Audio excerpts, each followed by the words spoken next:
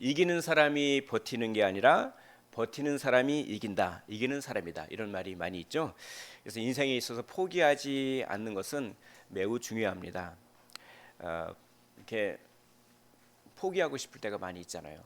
우리가 포기하지 않는 참 그런 능력을 받았으면 좋겠습니다. 오늘 본문을 통해서 포기하지 않는 능력이 어디서 오는가 우리가 참 마음속에서 그 마음을 얻어가시고 그래서 우리가 힘차게 살면 좋겠다 이런 마음이 들었습니다. 오늘 본문은 비교를 하고 있습니다. 포기하지 않으시는 하나님의 모습과 포기하려고 하는 이스라엘의 모습이 딱 비교되고 있어요. 이스라엘은 참 포기하려고 했습니다. 이스라엘의 모습을 보면서 저의 모습을 참 보게 됩니다. 참 포기하고 싶다 이럴 때가 참 많이 있죠. 이스라엘 백성이 원망을 하는데요. 거듭해서 원망을 해요. 중노동을 할 때 원망했죠. 홍해바다 앞에서 뒤에는 적군이 쳐들어오고 앞에는 홍해바다 앞에서 원망했죠. 그러다가 홍해를 탁 갈라버렸어요. 그러니까 그런 기적을 경험했을 때는 막 춤을 추면서 하나님을 찬양하다가도 또 수루 광야에 들어가서 마실 물이 없을 때는 여지없이 원망했죠. 그래서 오늘 본문에서는 신광야, 찐 광야라고 합니다. 이 찐 광야에 들어가서 배가 고파요. 그러니까 배고프고 고기를 못 먹으니까 또 원망합니다.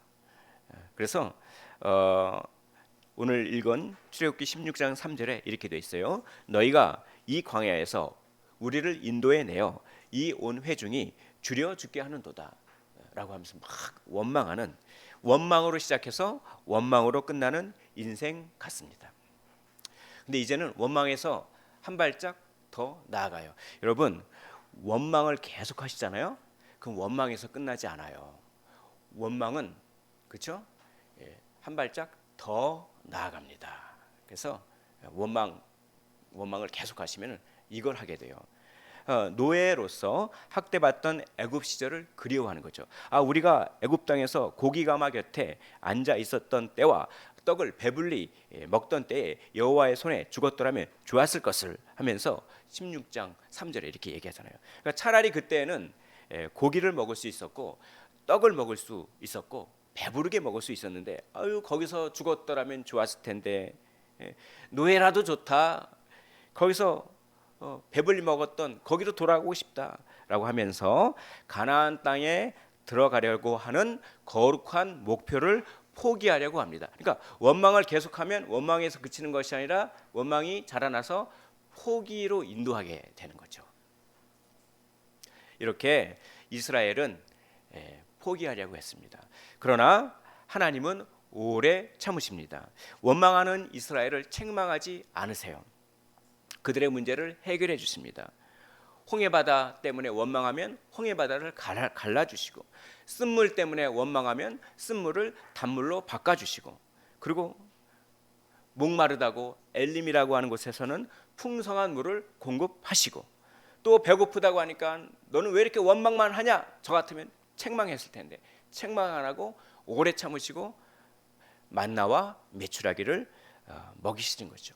16장 8절을 보겠습니다. 16장 8절 이렇게 쓰여 있어요. 모세가 또 이르되 여호와께서 저녁에는 너희에게 고기를 주어 먹이시고 아침에는 떡으로 배불리시려니 이는 여호와께서 자기를 향하여 너희가 원망하는 그 말을 들으셨음이라. 원망하는 그 말을 들으셨는데 책망은 안 하시고 너희에게 고기를 주어 먹이시고 아침에는 떡으로 지난주에도 제가 말씀드렸죠. 하나님에 대한 긍정적인 개념을 형성하기 위해서 계속 참으시는 거죠. 그래야 언약을 맺죠. 실수를 조금만 한다고 그때 혼내면 하나님과 언약을 맺을 마음이 안 생기겠죠. 참 그런 것 같습니다. 사랑은 오래 참는 거예요.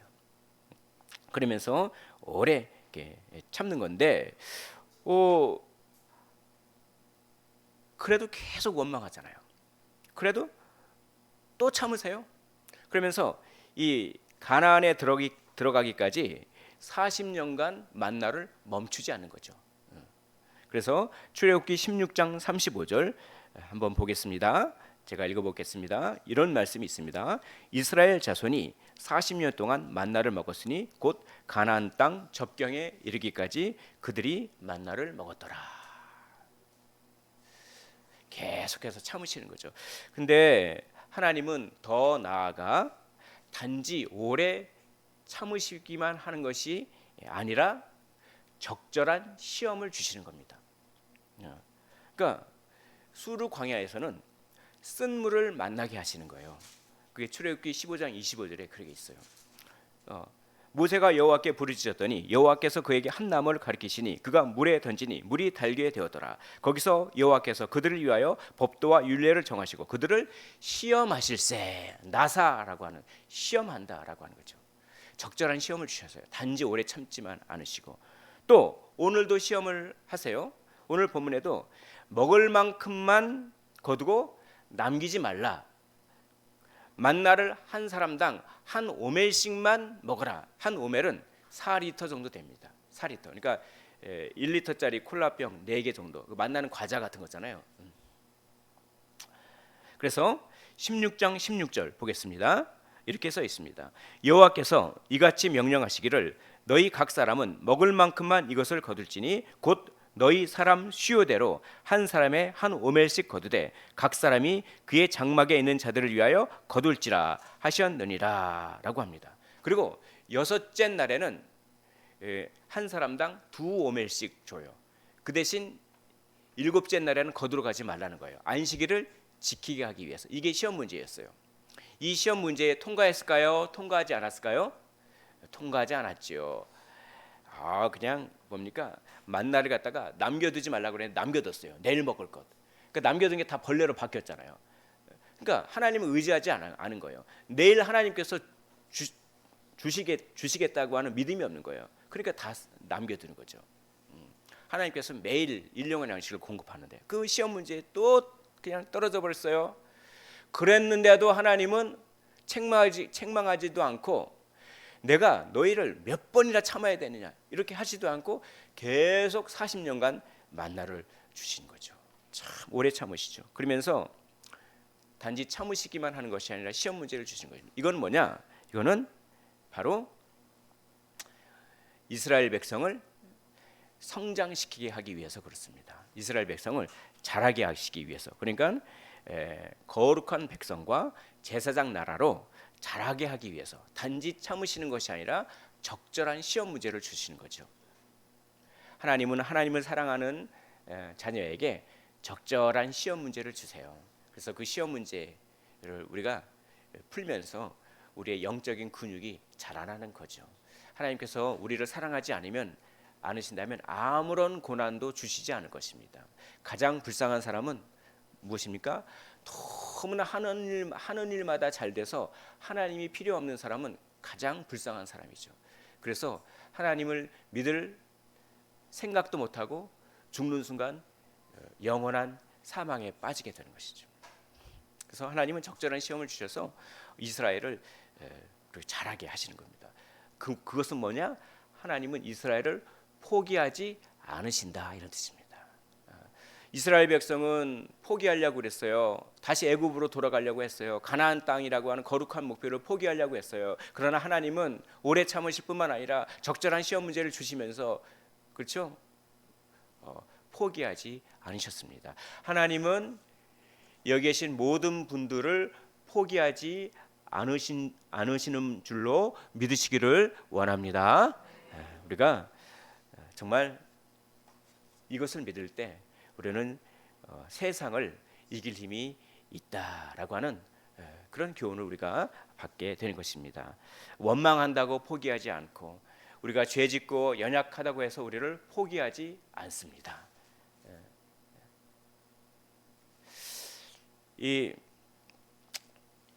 제가 얼마 전에 어떤 뉴스를 봤는데 그 뉴스를 보면서 참 그 감격하고 깜짝 놀라기도 하고 그랬습니다. 여러분 이란 아시죠? 이란이라고 하는 나라는 종교가 뭡니까? 이슬람교죠. 이슬람교인데요. 정말 그 이슬람교인데 거기에 지금 복음이 들어가 가지고요. 개종하는 사람들이 엄청 늘어나고 있어요. 그건 정말 기적입니다. 기적이에요. 만약에 그 이란에 가가지고 제가 이란에 가가지고 광장에 딱 서서 예수님은 그리스도다라고 얘기하면 어떻게 될까요? 돌에 맞아 죽어요. 스토닝이라고 하는 것 이게 바울 시대에만 있는 게 아니라 요즘 시대도 있어요. 스토닝을 어떻게 합니까? 제가 여러 번 말씀드렸죠. 먼저 큰 돌을 던져서 기절을 시켜요. 그런 다음에 계속 작은 돌을 던져서 죽이는 거죠. 확인 사살. 그게 예수 믿는다고 해서 그렇게 죽임을 당하는 일이 실제로 있었는데, 이란에서 지금 막 기독교를 개종하면서 막 그런 일이 벌어지고 있어요. 정말 이거 꿈과 같은 일입니다. 하나님께서 역사하시면 불가능은 없구나. 하나님께서는 포기하지 않으시는구나. 하나님은 포기하지 않으시는 줄로 믿으시기를 원합니다. 그러니까 여러분들, 우리는 포기하면 되겠습니까? 포기하지면 안 돼요. 하나님이 우리를 포기하지 않고 우리를 도우시기 때문에 그렇습니다. 도우시기 때문에. 그래서 참 제가 지난주 월요일인가요? 그 세미나가 있었어요.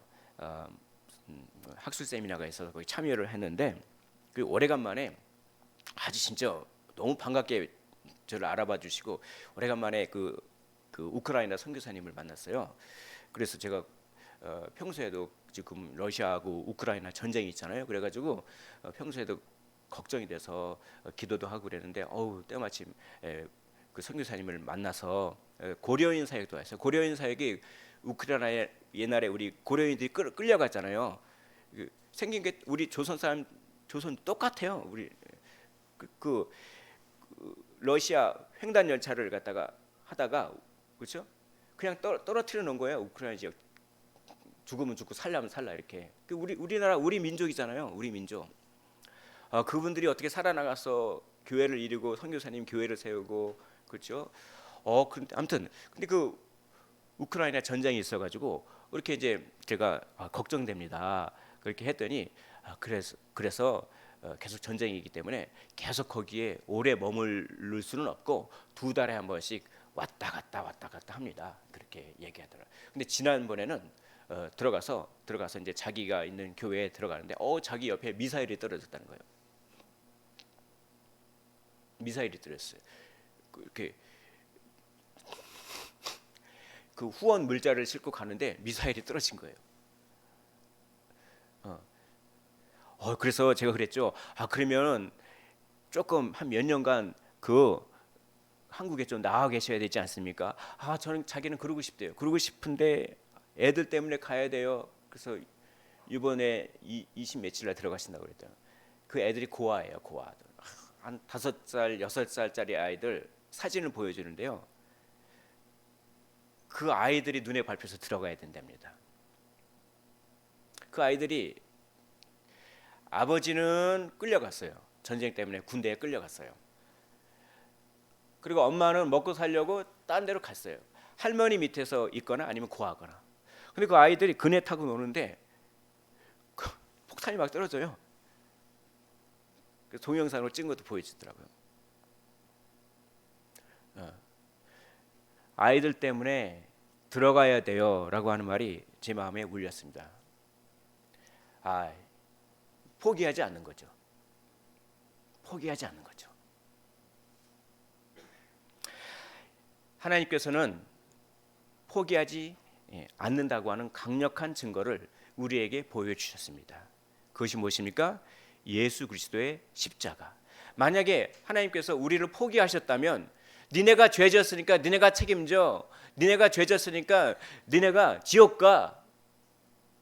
근데 하나님께서는 포기하지 않으시고 너희들이 죄를 졌지만 나는 너희를 포기하지 않겠다. 그래서 내 아들을 보내서 십자가에 달리게 하겠다. 너희 죄를 다 내 아들에게 책임지게 하겠다. 예수 그리스도의 십자가. 이것은 하나님께서 우리의 인생을 포기하지 않는다고 하는 강력한 증거인 줄로 믿으시기를 원합니다. 그래서 우리는 생각해야 돼요. 포기하지 아니하시는 하나님을 생각하면서 우리도 인생을 포기하면 안 돼요. 인생 포기하지 마십시오. 인생이라고 하는 사명을 포기하지 않으셨으면 좋겠습니다. 그러기 위해서 세 가지의 우상과 싸워야 합니다. 첫째, 자기 신념의 우상입니다. 죄성이 있는 우리는 하나님의 말씀과 뜻보다는 자기 나름대로의 신념을 더 사랑하기가 쉬워요. 근데 사실은 자기 신념에 불과한 것인데 그것이 하나님의 뜻인 양 밀어붙일 수가 있습니다. 이스라엘 백성은요, 하나님의 뜻처럼 보이지만 실상은 자기 신념에 불과하는 것들 때문에 그것 때문에 포기하려고 하는 마음이 생겼어요. 그러니까 가나안 땅에 들어가는 것은 하나님의 뜻이 맞죠? 마귀는 절반의 진실을 이용합니다. 절반은 진실이고 절반은 거짓인 것을 교묘하게 이용해요. 그러니까 뭡니까? 가나안 땅에 들어가는 것은 하나님의 뜻이야. 그건 하나님의 뜻이 맞아요. 그러니까 우리가 하나님의 뜻을 실천하기 때문에 하나님은 반드시 우리를 형통하고 안락하게 하셔야 돼라고 하는 하나님의 뜻처럼 보이지만 자기 신념에 사로잡혀 있어요. 근데 하나님의 뜻은 무엇입니까? 안락하게가 아니라 광야를 통과하는 게 하나님의 뜻이었어요. 그러니까 자기 신념과 하나님의 뜻을 분별해야 되는 거예요. 그래가지고 하나님의 뜻처럼 보이는 자기 신념을 조심해야 되는 것입니다. 그래서 솔로몬은 분별력을 달라고 기도했어요. 열왕기상 3장 9절에 누가 주의 이 많은 백성을 재판할 수 있사오리까? 듣는 마음을 종에게 주사 주의 백성을 재판하여 선악을 분별하게 하옵소서. 우리도 이 기도를 늘 하기를 원합니다. 잘 분별하고 판단력, 어떻게 판단하냐에 따라 인생이 완전히 바뀌어요. 이게 하나님의 뜻인지 아니면 자기 신념에 불과한 것인지 이거를 잘 판단해야 돼요. 그래서 하나님의 말씀을 내 욕심을 이루는 도구로 이용하지 않고 말씀에 전적으로 순종해야 되는 것입니다. 만약에 자기 신념을 사랑하잖아요. 그러면 자기 신념대로 일이 관철되지 않으면 포기하고 싶어요. 두 번째, 우리는 보람의 우상과 싸워야 합니다. 이스라엘 백성은 보람의 우상을 섬겼어요. 보람이 없다 이거죠. 우리가 말씀을 순종해서 애굽을 나와서 광야로 들어왔어. 그러니 이렇게 수고한 보람이 있어야지. 근데 이게 뭐냐? 마실 물도 없고 고기도 없고 떡도 없고 목도 마르고 배도 고프고 아이고 이럴 거면 뭐하러 하나님의 말씀을 순종했지? 뭐하러 예수 믿었지? 우리도 보람의 우상에 빠질 때가 많습니다. 열심히 기도해요. 열심히 전도해요. 열매가 없어 보입니다. 특별히 사람은 우리 마음대로 안 돼요. 그 사람을 위해서 오래 참아요. 그 사람을 위해서 수고해요. 그 사람을 위해서 헌신해요. 그 사람을 위해서 기도해요. 근데 안 변해요. 그러나 변화와 열매는 하나님께서 이루시는 것입니다. 우리는 우리가 할 바를 다 하면 돼요. 그리고 주님께 맡기는 것이죠. 고린도전서 3장 6절과 7절에 사도 바울은 이렇게 얘기합니다. 나는 심었고 아볼로는 물을 주었으되 오직 하나님께서 자라게 하셨나니 그런즉 심는 이나 물 주는 이는 아무것도 아니로되 오직 자라게 하시는 이는 하나님뿐이니라. 이 말씀은 하나님의 주권을 인정하라는 것입니다. 그리고 보람의 우상을 버리라라고 하는 권면으로 우리가 적용할 수 있는 것입니다. 세 번째, 포기하지 않기 위해서 극단의 우상을 그렇게 싸워야 되는 겁니다. 이스라엘 백성은 하나님보다 극단의 우상을 더 사랑했습니다. 순종해봤자 아무 소용없으니 애굽으로 다시 돌아가는 게 낫겠어. 애굽 생활이 얼마나 좋았는가. 빵을 배부르게 먹고 고기가 요리되는 가마 옆에서 우리가 앉아 있었는데 차라리 거기서 죽을 걸. 괜히 나와서 이 고생을 한단 말인가. 그들은 대안을 찾으려고 하지 않았습니다. 하나님을 의지하면서 기도하지 않았어요. 하나님의 때를 기다리지 않았습니다. 대신 그들은 극단적인 생각을 했어요. 여기서 이렇게 광야에서 죽느니 차라리 애굽에서 배불리 먹다가 죽으면 좋겠다. 차라리 그러면 좋겠다. 다시 애굽으로 돌아가자. 이게 극단적인 거예요. 여러분, 마귀는 극단을 좋아합니다. 극단을 좋아해요. 그러니까 죄성이 있는 인간은요, 조그만 상황이 안 좋아져도 별의별 상상력을 다 갖다 붙여서 극단으로 몰고 가려고 해요. 마귀가 원하는 건 하나예요. 하나. 인간이 하나님을 저주하고 하나님께서 떠나고 극단적인 행동을 하는 거죠. 극단적인 상상력을 물리치기를 원합니다.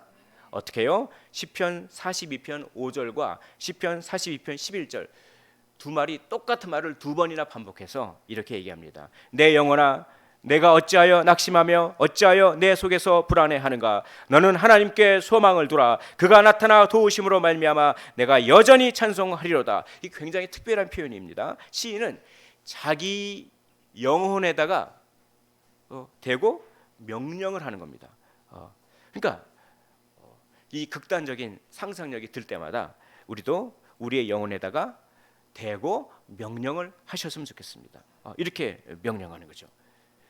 나의 영혼아, 네가 어찌해서 극단적인 생각을 하느냐? 너는 하나님께 소망을 둬라. 느낌이 아니라 기록된 말씀을 의지해라. 감정에 넘어가지 말라. 하나님이 나타나 도와주실 것이다. 그래서 너는 기뻐하게 될 거고 여전히 찬송하게 될 것이다. 여러분, 믿음은 어떤 느낌이 생기지 않아도 기록된 말씀을 강하게 붙잡고 의지하는 것입니다. 저는 믿음이 안 생겨요. 그 말 속에는 저에게는 어떤 느낌이 없어요. 물론 느낌은 중요하죠. 그런데 느낌보다 더 중요한 게 무엇인지 아십니까? 기록된 말씀이에요. 느낌이 안 생겨도 말씀이 이러니까 이 말씀을 붙잡고 의지하면 그게 믿음입니다. 여러분, 그러니까 내 느낌은 말이죠. 내가 구원받지 못한 것 같아요. 내가 일주일 동안 삶을 보면 이렇게 저렇게 죄도 많이 짓고. 근데 말씀은 예수님을 의지하면 구원받는다고 써 있죠. 내 느낌은 그렇지만 써 있는 말씀을 붙잡고 그 말씀을 근거로 나는 구원받았다고 생각하는 게 믿음인 거예요. 그래서 뭡니까? 느낌도 중요해요. 나중에 말씀을 계속 그렇게 붙잡으면 느낌도 생겨요. 나와 하나님과는 친밀한 관계가 있다라고 하는 느낌도 생기지만 느낌보다 더 중요한 건 기록된 말씀이에요. 그래서 느낌에만 집중하는 것은 육신의 생각입니다. 그리고 기록된 말씀에 집중하는 것은 영의 생각이에요. 육신의 생각은 사망이요, 영의 생각은 생명과 평안이니라. 아멘. 그렇습니다. 느낌에 의지하지 마십시오. 감정에 사로잡히지 마십시오. 감정은 너 포기해. 너한테는 희망이 없어. 그건 감정일 뿐입니다. 그러나 기록된 말씀, 하나님은 너를 포기하지 않노라. 기록된 말씀을 붙잡고 힘을 내시기를 바랍니다. 그게 믿음인 거예요. 우상은 무엇입니까? 우상은 하나님보다 더 사랑하는 모든 게 다 우상이에요. 자기 신념의 우상, 보람의 우상, 보람을 하나님보다 더 사랑하는 거죠. 느낌의 우상, 감정의 우상, 기분의 우상, 기분 나쁘다 이거죠. 내 기분을 하나님보다 더 사랑하는 것이죠. 극단의 우상, 이런 우상들을 하나님보다 더 사랑하면 어떤 일이 벌어지느냐? 그 신념대로 일이 되지 않았을 때, 혹은 보람을 열심히 노력했는데도 보람을 느끼지 못했을 때, 그때 순간적으로 낙심하는 차원을 넘어서 자기 존재가 완전히 무너지는 충격을 받아요. 그러면 그 결과 극단적인 자포자기로 이어지게 되는 것입니다. 우리가 보람은 좋은 것입니다. 자기 신념도 나쁜 게 아니에요. 그러나 그것을 하나님보다 더 사랑하는 순간 이런 문제가 발생한다라고 하는 것이죠. 이스라엘 백성은 이 세 가지 우상을 하나님보다 더 사랑했어요. 그래서 원망을 거듭했을 뿐만 아니라 포기하려고 하는 극단적인 마음을 품는 것이죠. 자기 신념을 하나님의 뜻처럼 관철하려고 하는 악한 의지, 성과와 보람이 없으니 다 부질없다고 하는 느낌, 이왕 이렇게 된 거 아무것도 하지 말자라고 하는 기분, 이것에 연약한 우리는 이런 것들에 속기가 너무나 쉽습니다. 그러나 신자는 자기 신념을 관찰하거나 보람을 얻기 위해서가 아니라 하나님의 영광을 위하여 순종합니다. 신자는 부족하고 어려운 상황 가운데서도 항상 대안을 찾고 최선을 다합니다. 왜냐? 모든 상황 속에는 하나님의 선하신 통치가 들어있음을 신뢰하기 때문에 그렇습니다. 그리고 하나님은 결코 나를 포기하지 않는다라고 하는 것을 믿기 때문입니다. 포기하지 않으시는 하나님을 기분과 느낌이라고 하는 우상보다 더 사랑하기 때문입니다. 사랑하는 성도 여러분, 포기하지 않으시는 하나님을 바라보십시오.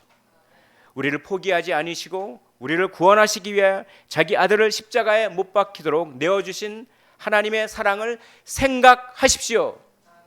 그리고 포기하지 않는 싸움을 싸우시기를 원합니다. 자기 신념과 보람과 극단의 우상과 싸우십시오. 다르게 표현하면 자기 신념보다 보람보다 극단의 우상보다 하나님을 더 사랑하시기 원합니다. 포기하지 않고 끝까지 최선을 다할 때 이 모든 것이 하나님의 은혜였음을 알게 됩니다. 고난도 하나님의 은혜였음을 알게 되는 것이죠. 그리고 때가 되면 열매를 맺게 될 것입니다. 우리가 선을 행하되 낙심하지 말지니 포기하지 아니하면 때가 이름에 거두리로다. 아멘.